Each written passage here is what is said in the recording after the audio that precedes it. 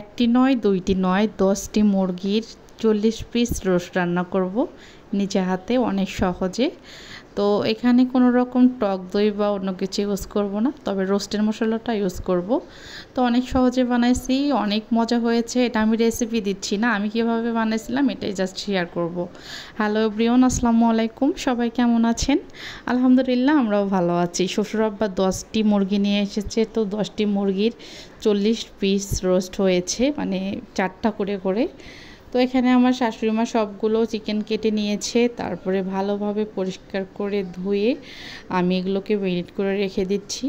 তো রোস্টের জন্য সব সময় কিন্তু চিকেনটা একটু ম্যারিনেট করে রাখলে ভালো হয়। তো আমি এখানে লেবু আর লবণ দিয়ে এটা ভালোভাবে ম্যারিনেট করে নিচ্ছি। তো অনেকেই ভাবতেছেন যে এতগুলো রোস্ট কেন বানাচ্ছি।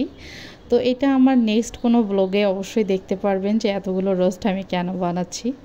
তো যাই হোক, তো এখানে আমাদের হচ্ছে অনেক কিছুই রান্না হয়েছে, অনেক কিছু আইটেম। তো আমি কিভাবে রোস্টটা বানালাম এটাই জাস্ট একটু আপনাদের সঙ্গে শেয়ার করব, আর অন্য কিছু না।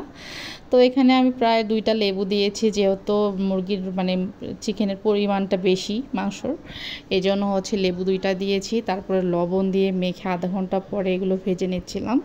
তো এখানে আমার সঙ্গে আমার একজন হেল্পিং হ্যান্ড ছিল, আমার ফুপি শাশুড়ি। তো উনি হচ্ছে আমাকে অনেক হেল্প করেছে রোস্টটা করার সময়, বলতে উনি চিকেনগুলো সবগুলো ভেজে দিয়েছে, কারণ যেহেতু ছোট বেবি আমার। তো এজন্য হচ্ছে আমি চুলার পরে বসে এটা ভাজতে পারিনি, কারণ তেল ছিটে ছিটে যাচ্ছিল।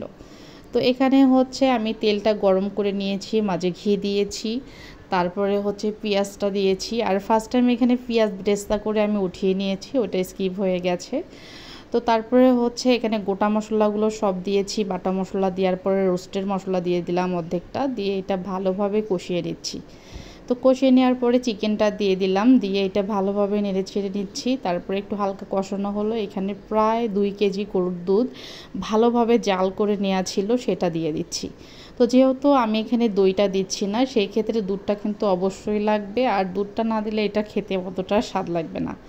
তো এখানে হচ্ছে আমি চিনি দেইনি, এমনিতেই রোস্ট বানাচ্ছি। তো তারপরে এটা রান্না করে মানে ভালোভাবে হওয়ার পরে পেঁয়াজ বেরেস্তা দিয়ে নামিয়ে নিয়েছি। অনেক সুন্দর হয়েছে, কেমন লাগলো জানাবেন। সবাই ভালো থাকেন, আল্লাহ হাফেজ।